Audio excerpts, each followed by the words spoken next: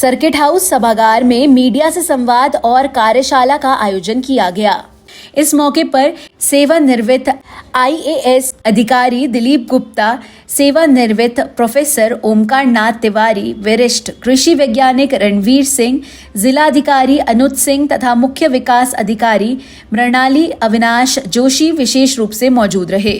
कार्यक्रम के दौरान वरिष्ठ अतिथियों ने जिले के हालात और विकास की गति पर चर्चा की और पत्रकारों से उनके अनुभव व सुझाव भी साझा किए। सेवानिवृत्त आईएएस दिलीप गुप्ता ने कहा कि मीडिया समाज का आईना है और उसकी जिम्मेदारी केवल खबर पहुंचाना नहीं बल्कि जनहित की समस्याओं को सामने लाना भी है। उन्होंने शहर की मूलभूत सुविधाएं और विकास योजनाओं के क्रियान्वयन की जानकारी भी ली।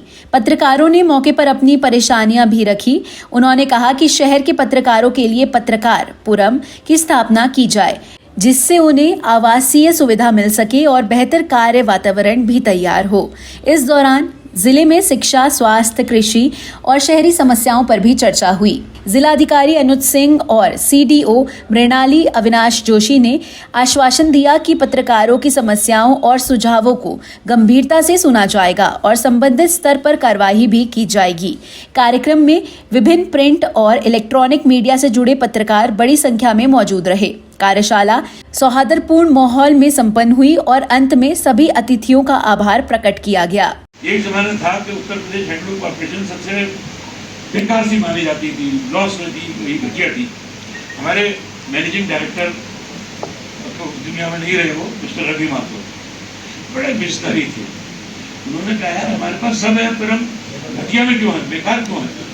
बनारसी साड़ी उत्तर प्रदेश में पैदा होती है, कंचुई साड़ी ललितपुर में पैदा होती है, चंदेरी साड़ी ललितपुर में पैदा होती है, शानदार लखनऊ का प्रिंटिंग वर्क होता है, गोरखपुर के शानदार चद्दर जो बेड कवर्स हैं वहाँ होते हैं, झांसी में जर्लिन बनती है। इतना सब कुछ हमारे यहाँ है, उसके बावजूद हम फैसिलिटी क्यों। तो वहाँ हमने प्रयास करा, प्लान करा और एक बड़े फेमस आर्किटेक्ट थे, डिजाइनर पद्मश्री मार्तंड सिंह, उन्हें हमने टाई अप करा, उनसे बातचीत करी। उन्होंने कहा ठीक है मैं आपका डिज़ाइन सुधरवा दूंगा। और मार्तंड सिंह जी और हम जाते थे घर घर, जो जिनके कड़गे लगे थे हैंडलूम्स, वहाँ वो गए, बातचीत करी।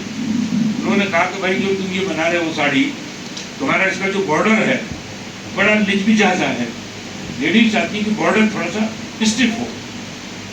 तो उन्होंने कहा सब बना देंगे। उन्होंने बताई बात, उन्होंने कहा जी बन जाएगा। ऐसे ही करके उन्होंने तमाम चीज़ें उन डिज़ाइनों में सुंदर क्रिएट करी, प्रोड्यूस करी। और जो फालतू टाइप की चीज़ें थी, एक उन्होंने जो IIM बेंगलोर, ये IIM अहमदाबाद, उनके साथ टाई अप करा। वहाँ होता कहता कि जो प्रोडक्शन सेंटर में जो भी बना रहे हैं सब लाकर प्रोड्यूस करके डाल दिया, फेंक दिया। और जो मार्केटिंग सेंटर है वो बिक्री नहीं कर पा रहे हैं। जब आपस में झगड़ा होता था मार्केटिंग वालों से, थे वो कहते जी सब गंदी सब्जी बनाते हैं, अब हम कैसे बेचें।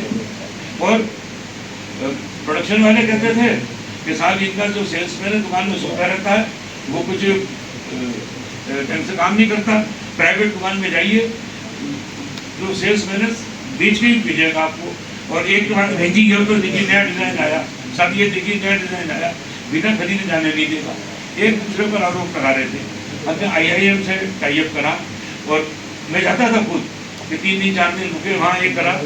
साथ ऐसा सिस्टम बनाया कि हमारा जो बढ़िया डिज़ाइन है उससे हम प्रोत्साहित करें और जो अच्छे डिज़ाइन नहीं है, कमज़ोर की चीज़ें उसे हम रोक दें प्रोडक्शन। उसी क्रम में हमने दिल्ली में एक एग्जीबिशन लगाई।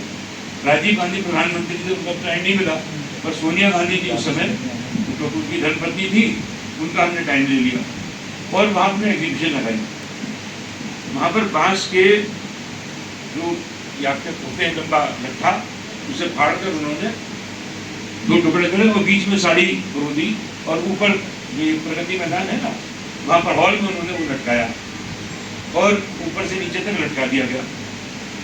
जब हमारी जो प्राइसिंग होता था, हम 40% मार्कअप करते थे। 1000 की कोई चीज़ है हम 1400 में बेचते थे। उन्होंने कहा कि नहीं साहब, इस एग्जीबिशन के लिए डबल मार्कअप होगा, फिर 1000 की साड़ी आप 2000 में बेचेंगे।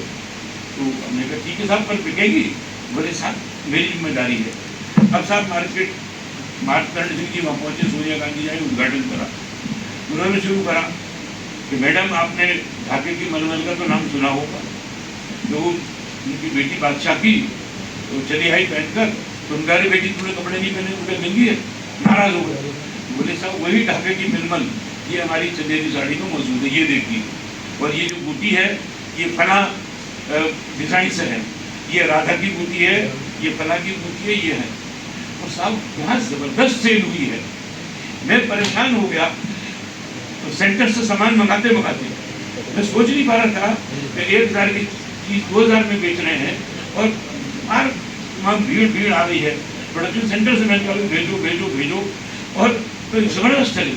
तो मार्केटिंग भी एक चीज़ है जो हमारे ग्रामीण क्षेत्र के उत्पाद हैं, उन्हें हम अगर जबरदस्त मार्केटिंग हम कर सकते हैं। विदेशों में इतनी डिमांड है पर हम मार्केटिंग में जा सकते हैं। इस तरीके का होता है कि भाई कि वो यहाँ बन गए यहाँ बन गए, तो वहाँ पर ये सब समस्याएं आती हैं। लेकिन फिर भी बीच बीच में जो ना योजनाएं आती हैं, जैसे आपको याद होगा किसी ज़माने में दीनदयाल उपाध्याय योजना थी। इस तरीके के जो मजरे थे जहाँ पे बिजली नहीं था, उन सब के लिए फंड अलॉट हुआ था, उन सबको उसमें ऊर्जीकृत कर दिया गया। फिर उसके बाद वो योजना लगभग मुझे लगता है 16-17 के आसपास वो खत्म हुई। उसके बाद फिर से जो मजरे आ गए उसके लिए फिर से योजना 19 में आ गई, उसको हम लोग राजीव गांधी योजना, हाँ, तो उसमें वो कवर हो गया। अब फिर से जैसे जो कुछ मजरे जो रह गए होंगे तो फिर से एक योजना आएगी लगभग हर 2 साल के आसपास में। ऐसे जो सेटलमेंट जो बढ़ते हैं ना उनको ऊर्जीकृत करती है सरकार, ये योजना। मैं आपकी बात से सहमत हूँ।